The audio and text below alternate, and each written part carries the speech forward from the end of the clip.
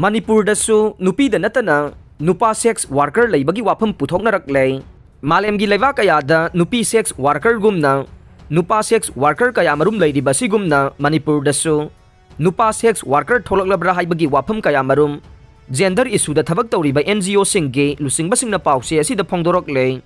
Ningsingba thoktraba ningthau palingai matamda masa laitraba ningthau na mahake lairembibu atopa nupaga lanahalaga angang pokpagi sinemada dramada natraga asyengba thogdoksingge warising adu hauji Manipurdasu mami taraklabra haibasige chapchaba khudam sangdam puthoktuna haiba ngamdragasu asigumba issue amade Manipurda yaurakle haina thajanare.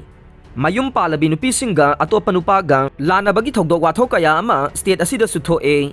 Asigumba thogdoksing ase ngalingay matamdagi Manipurda sanabi ama natragasu marak-marakta thokpa thogdok oy. Adubu nupana khulingba khunai oibanina nupana tauba akamba thabagsinggi matangdade khunai asina karisu haina de. Nupisingnasu nupagi mayokta wakatjanabagi mapangal leite. Haujikti nupa nupi anigi marakta lairamba khenabagi pal leikhidre. Gender gi maramda thabak tauba nupi kaya amasu thoraktuna thabak tauba ure. Hiram asigi matangda Nirvana Foundation Project Manager H. Devalaxmina pauksi asida hai Manipurda nupa sex worker leire haibase miya marakta ngangnaba haure masigi chapchaba khudam sangdam oina puthokpadi haujik phawbagi oina aruba oire. Adubu tongan ba mafamsingda nupa sex worker sing ase leibagi mami chawna taba thengnai.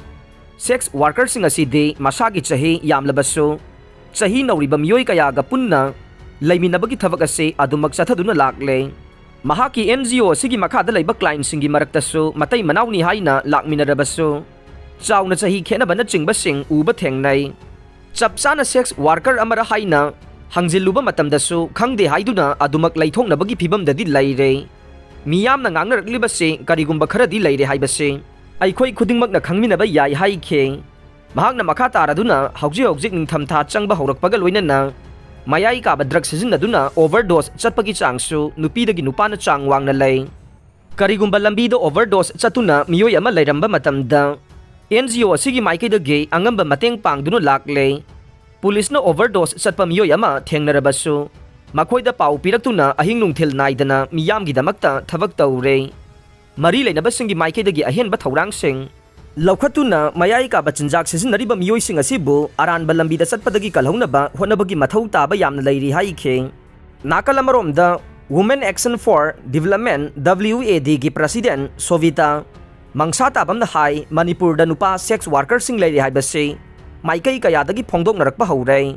Masi chapchana karamba mafamsingda chathari haina puthokpa ngamdrabasu sel paiba miyoising amade mapandagi lakpa lamkoibasingna nupa sex worker sing neklaga laiminaba yaubagi mami taba thengnai. State asida tongan ba maikaidagi tourism ase chawkhanabagi thabak kaya paikhatle.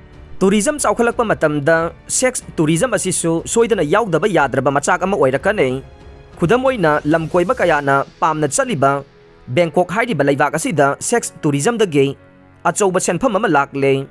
Nupa khaktanatana nupisingsu masagi apamba phangnaba honarakpada nupa sex worker sing thirakpa haibase masana tabane. Yamna hena phongna thabak ase haujingmaki oina state asida chathanadrabasu lonna thabak ase soidana chatharamba yai. Mari leinabasingi maikaidagisu sex tourism na chingbasing asigi matangda chapchana chana kanglon sing semba madi yangsinbagi mamisu tadre. Masina maram oiraga senmitlongi phibam sokna leiriba state asida de yamna chawna akaiba pirakane. Chahi nauriba nupa nupi kaya aranba lambida khongdakhiduna khunai ase yamna laibak thiba phibam ama oirakloi hainingai leite. Maram aduna yengsinaba matam leiringaida mari leinaba authorities singna chapchaba thabaksing paikhathoba chumgani haikhe. Nakal amaromda hiram asigi matangda Manipur leingake Social Welfare Department ka pau phaunaba matamda Manipur gi oina nupa sex worker sing leire haibagi pau taba leite. Adubu atopa mafamsingda leibagi paude taba lei haina phongdorokle. Aroibada tabiriba pumnamagpu thagachare.